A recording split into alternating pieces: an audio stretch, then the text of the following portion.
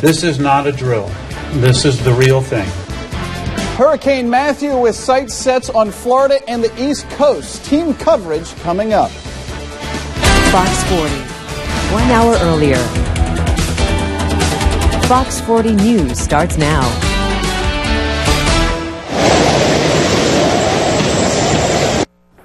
Well, this was the scene in the Bahamas earlier today as Hurricane Matthew roared through the Caribbean nation. You can see the boats in the harbor rocking violently as they are whipped by those high winds.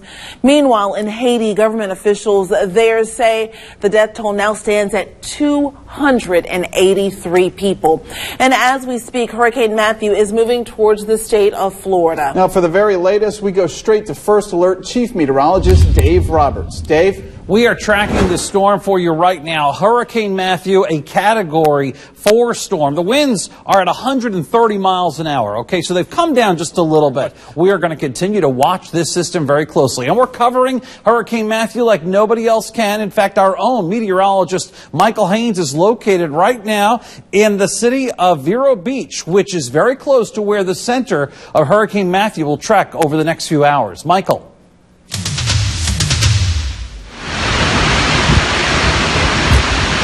We're still here in Vero Beach, tracking Hurricane Matthew. Still not hurricane conditions here just yet. You can look over my shoulder. Notice the palm trees really blowing. So the intensity is increasing. It's a slow process here.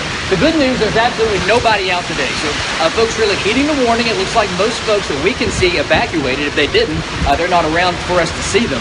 What we're doing here, I'll turn my camera around so you can see. We're in a secure park. And we're really just, this is Greg right there. We're dealing with tropical storm conditions. We have some gusts, at times over 50 miles per hour. But early tomorrow morning, Matthew's still about 90 miles to our southeast. And it will continue to slowly move north-northwest over the coming hours. The question is, will it make a landfall here or farther north? Either way, big problems ahead for Florida this evening. And we'll continue to be here to keep you posted throughout the night. First meteorologist, Michael Haynes. Thank you, Michael. And right now we want to give you another live look from South Florida. This is Ocean Drive in Miami Beach. It comes courtesy of EarthCam. You can see power still on in the area and still a few people roaming the street as Hurricane Matthew threatens the Sunshine State. Well, Mississippians know what it's like to respond to a disaster. That's why some groups are already sending help to those in Matthew's path. The Salvation Army sent a mobile communications truck to Florida today. It will provide cell and internet service if those services are wiped out by the storm. They also have several staff and volunteers on standby. MEMA also monitoring the storm track very closely. What I keep on reminding our staff is we're a hurricane state. We're still in hurricane season, so we don't want to overcommit our assets if we think that we're still in the possibility of being impacted by Matthew or another storm that comes up in the Gulf of Mexico. And like Dave just showed us, some models do show Matthew could loop back towards the Gulf by next week, and that would require a different strategy for distributing resources. And right now, power companies in South Carolina are preparing for the effects of Hurricane Matthew. Crews have been out securing the lines and packing trucks with equipment. And Karina Bolster shows us more from a power company in North Charleston where preparation is underway.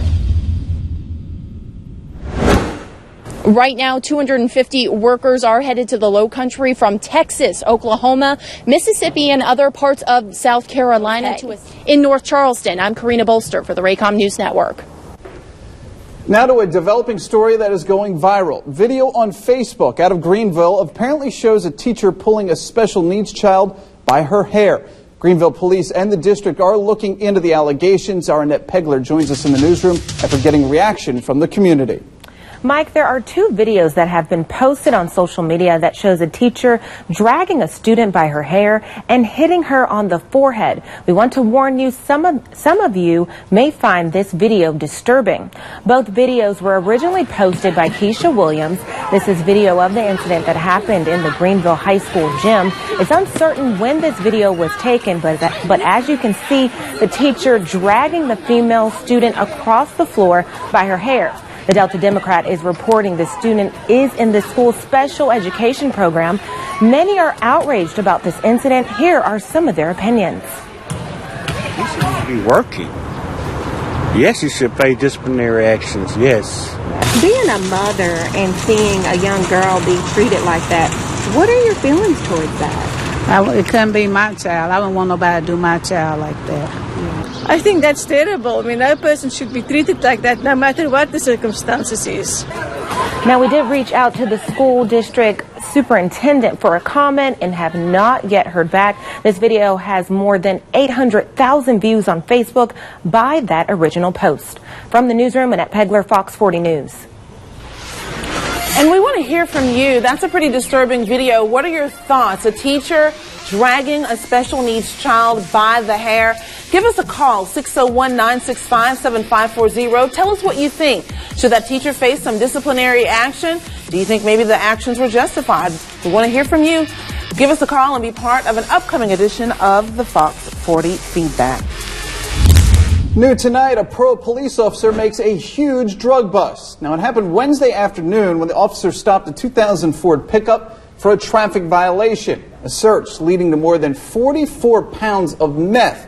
The Rankin County Sheriff's Office says it's worth $1.8 million on the street.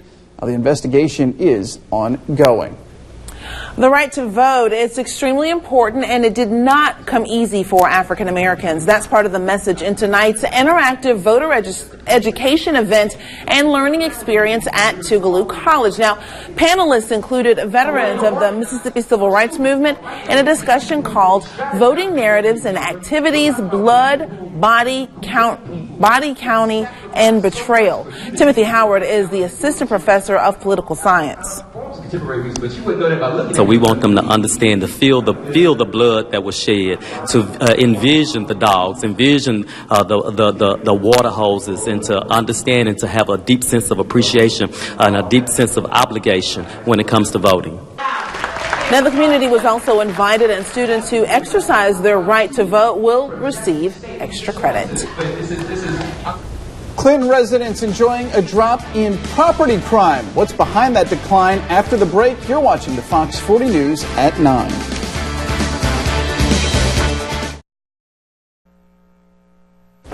Property crimes are down in the city of Clinton. However, it continues to be the biggest concern there for residents. Numbers show since 2009, property crimes have shown a significant decrease, and the mayor of Clinton believes this coincides with the additional 20 new officers added to the force since 2013.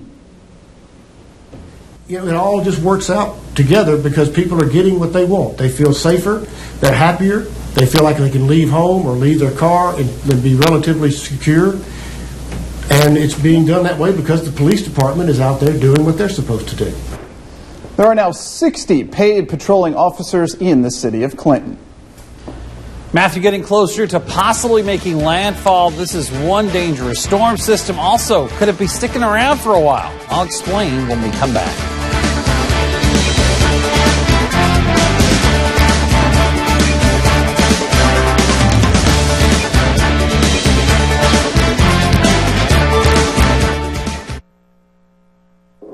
This is Fox 40 First Alert Weather.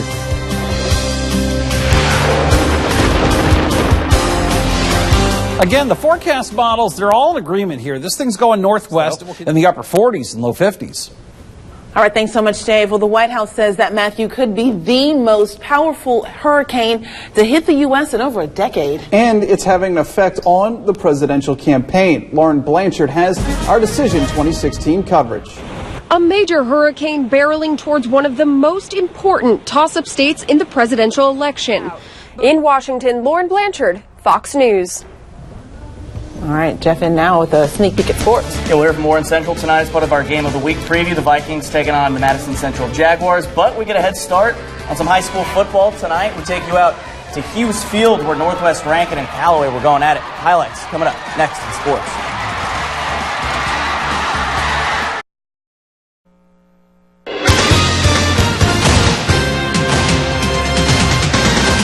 And now, Fox 40 Sports.